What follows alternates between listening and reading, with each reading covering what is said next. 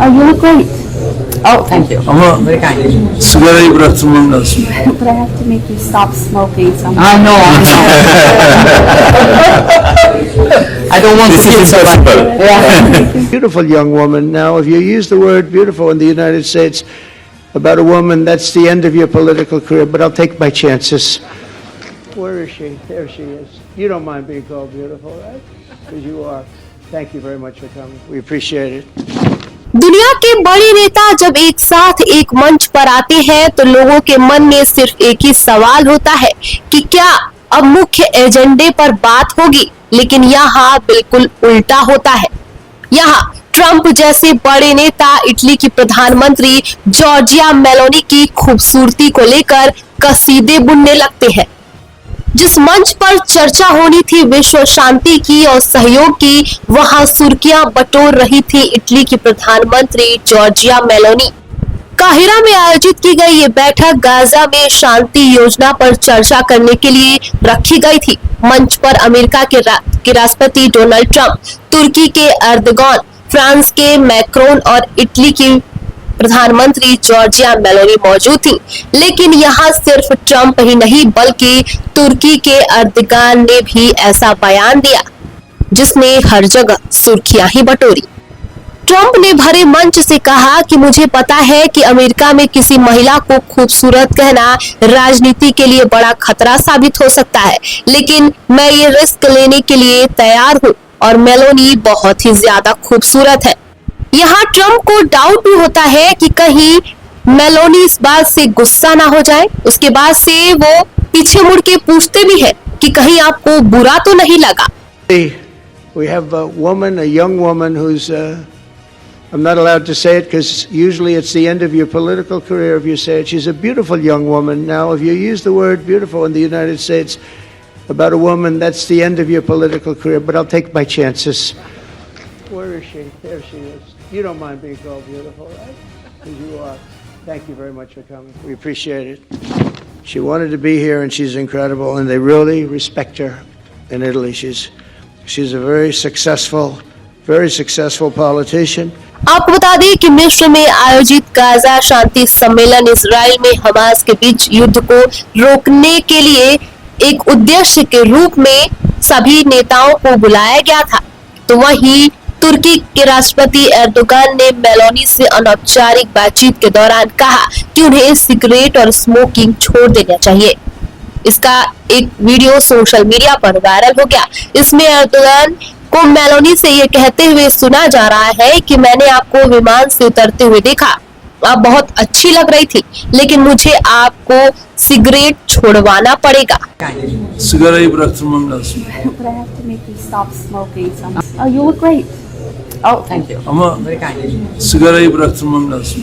But I have to make you stop smoking somehow. I know. I don't want to kill somebody. Yeah.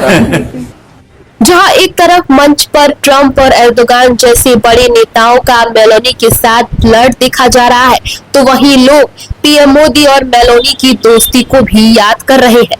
लोग ये कहते हुए नजर आ रहे हैं कि इन नेताओं को मोदी से सीख लेनी चाहिए कि मंच पर मोदी महिलाओं का सम्मान कैसे करते हैं।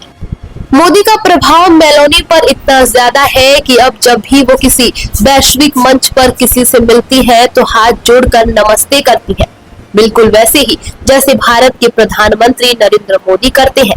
ये भारतीय संस्कृति की वो सॉफ्ट पावर है जिसने दुनिया के दिलों में अपनी जगह बना ली है।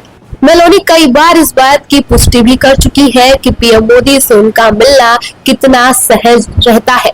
वो तस्वीरें जो उन्होंने अपने सोशल मीडिया अकाउंट से शेयर की, उसमें वो कहती हुई नजर आती है कि ये सिर्फ एक राजनयिक मुलाकात नहीं बल्कि संस्कारों की एक झलक भी है। इसका सीधा सीधा उदाहरण तब भी देखा जा सकता है कि जब मेलोनी ने पीएम मोदी के 75वें बर्थडे पर उन्हें विश किया था। मेलोनी ने सोशल मीडिया प्लेटफॉर्म एक्स पर पीएम मोदी के साथ सेल्फी फोटो डालते हुए इटालियन भाषा में लिखा था कि भारतीय प्रधानमंत्री नरेंद्र मोदी को 75वें जन्मदिन की शुभकामनाएं। उनकी ताकत, उनका दृढ़ संकल्प और लाखों लोगों का नेतृत्व करने की उनकी क्षमता प्रेरणा का एक स्रोत है।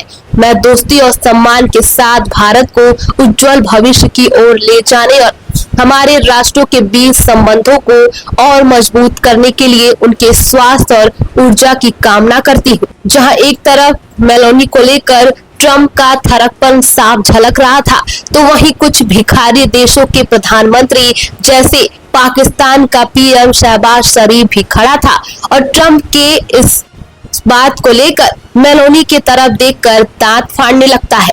इन सबके बीच सवाल ये उठता है कि क्यों जब इटली की प्रधानमंत्री जॉर्जिया मेलोनी मंच पर खड़ी थी तो ट्रंप जैसे कुछ नेताओं का एजेंडा अचानक फोकस से आउट हो गया। क्यों कैमरे के सामने वही पुरानी नजरों का खेल शुरू हो गया, जहां मुद्दे गायब और नीयत साफ नजर आने लग गई थी। सवाल ये है कि क्या मेलोनी के महिला होने के नाते केवल ये थर के पुरुष यानी कि ट्रंप और एर्दोगान जैसे बड़े नेता मेलोनी के साथ फ्लर्ट कर रहे थे, जिसका जवाब ये है कि हर कोई ऐसा नहीं होता है। भारत के प्रधानमंत्री नरेंद्र मोदी इसका सबसे बड़ा उदाहरण है। जब वो मेलोनी से मिलते हैं तो नजर में सम्मान और अभिवादन में संस्कृति झलकती है। वो नमस्ते जो बताता है कि सम्मान किसी लिंग का नहीं, व्यक्तित्व का होता है। सम्मान हर महिला की होनी चाहिए। ट्रंप जो खुद को दुनिया का सबसे ताकतवर नेता बताते हैं, मेलोनी से मिलते वक्त कुछ ज्यादा ही ओवर फ्रेंडली नजर आए। वहीं एर्दोगान जिनकी छवि एक सख्त इस्लामिक नेता की है, उनकी आंखों की दिशा सब कुछ बयां कर रही थी। ये देखकर लोगों ने कहना शुरू कर दिया कि ये वही नेता है जो मंच से महिला सशक्तिकरण की बातें करते हैं, लेकिन जब सामने एक महिला प्रधानमंत्री खड़ी होती है तो सम्मान के बजाय थरकपन दिखाने लगते हैं। वहीं जब मेलोनी भारत के प्रधानमंत्री नरेंद्र मोदी से मिलती है तो तस्वीरें कुछ और ही होती है। ना कोई दिखावा, ना कोई असहजता, बस एक नमस्ते जो बताता है कि सम्मान लिंग से नहीं बल्कि संस्कृति से ही आती है। यही वजह है कि जब ट्रंप और एर्दोगन के वीडियो वायरल हुए तो लोगों ने पीएम मोदी को याद करना शुरू कर दिया। वो नेता जो मंच पर नजरों से नहीं बल्कि नमस्ते से बात करते हैं।